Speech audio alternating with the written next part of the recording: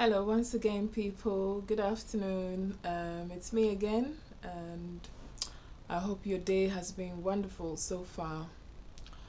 I just want to talk about today. I'm talking about my church, and I've had an encounter. Surprise, surprise.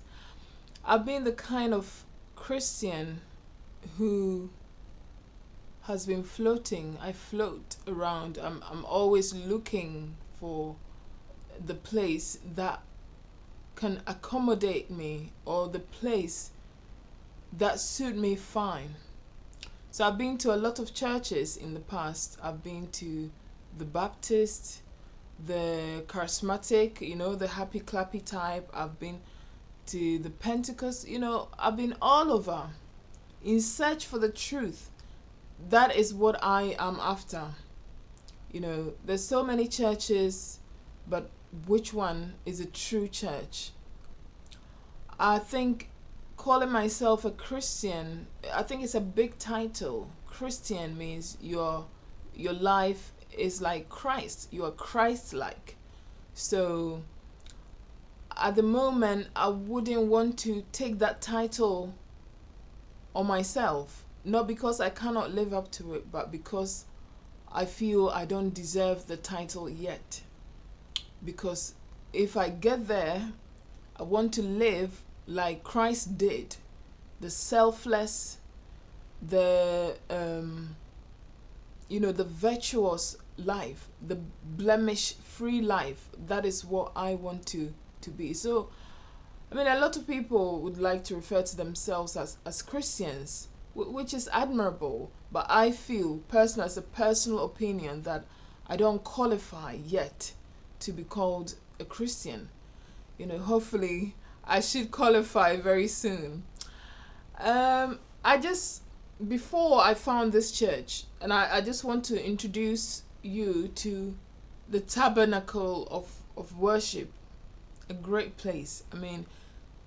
For me to continue going to one church for more than 2 weeks, then you should know that I have found something that that thing, that extra factor, that thing that I've been looking for all my life. I have been to, as I said, the Happy Clappy Church, the Methodist Church. The Methodist Church, it's alright. I grew up in that church. It's quite boring, they're very set in their ways because they've got certain rules, they've got certain regulations that govern them, and so things are a bit stiff. I love singing. I'd love to join the choir, but they said that the choir in the Methodist church where I go to, it consists of about 10 members of elderly people who are out of tune. They can't sing. They can't sing, and it's so depressing. Sometimes the hymns are a drag. It's like slow death. They're singing to the Bible says, make a joyful noise to the Lord. These people are singing, but they're dragging it. There's no spirit, there's no power, nothing. It just lacks luster. So it's painful, honestly, to be honest, and it leaves a lump in your throat. You attempt to sing along, and it's painful, literally.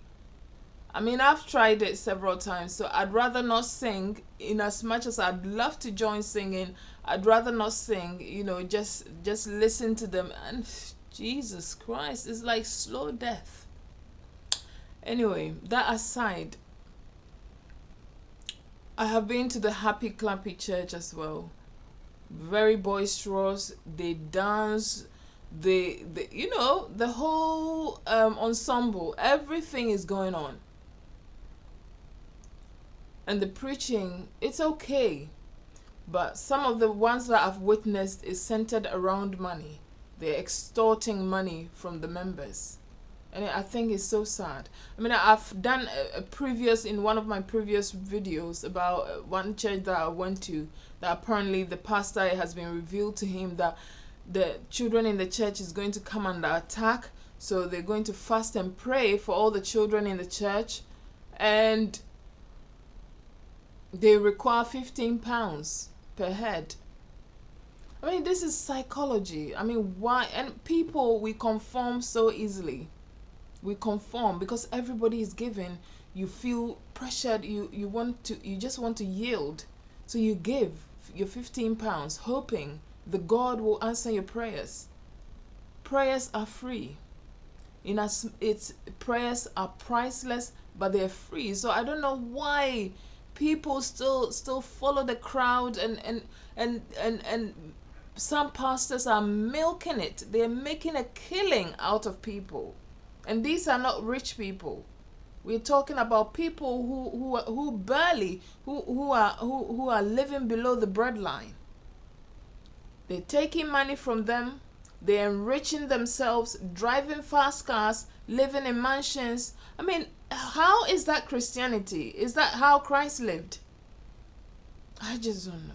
I mean, it just beats me. But anyway, that aside, I'll leave that for another day.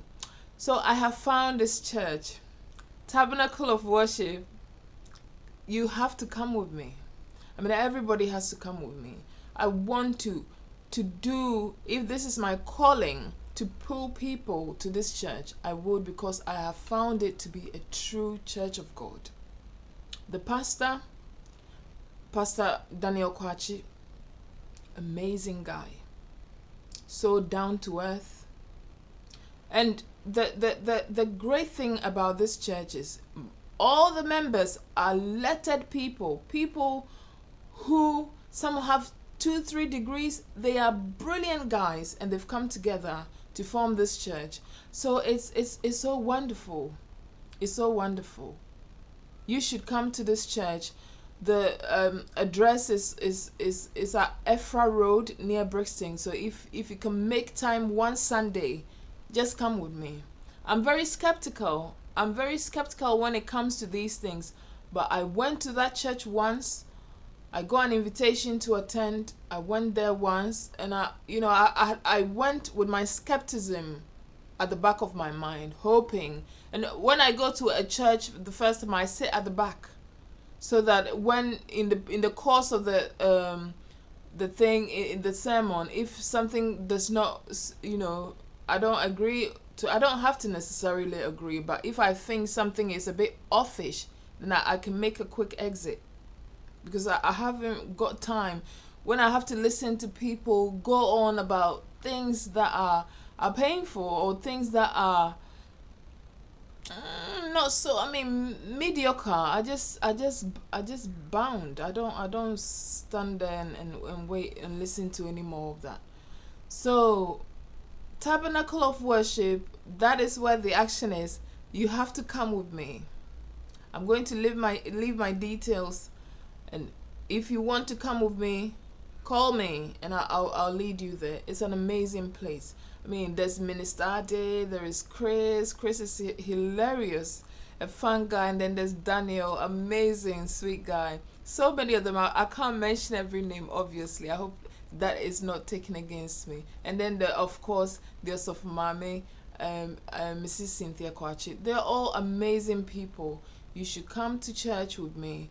I have been there. I'm very skeptical, but for me to be going, I mean, I can't even remember when I started, but I think I've been going for about 2 months now, and it's an amazing place. I have had an amazing experience.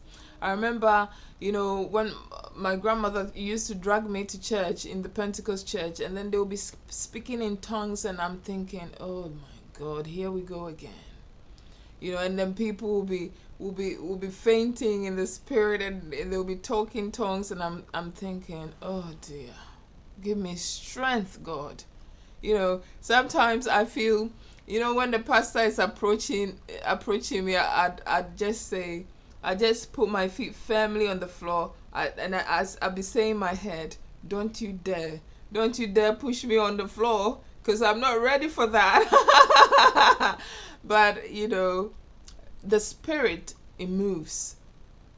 I mean, you cannot stand in its way. In its way, it's alive.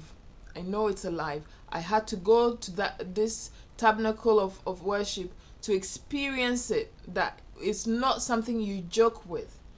That people speak in tongues, I know some people can fake it. I mean, I can't speak it because maybe I've not allowed myself. I mean, spiritually, you have to be there. You have to be at home with the Spirit before it can come over you, and then you can start speaking it. But well, hopefully one day I should be able to speak that language. So I thank you for your audience once again, and you are most welcome to join me to Tabernacle of Worship this Sunday. We start at 2:30 in the afternoon, which is, it works fine for me. So if you've got a job that you have to go to on Sunday mornings, you can still go to work and come to church. It's at 2:30. By 4:30 we're done. No gimmicks. On spot. We are always on time. So just be there with me on time, and you have an amazing experience. Thank you for watching. Have a pleasant day.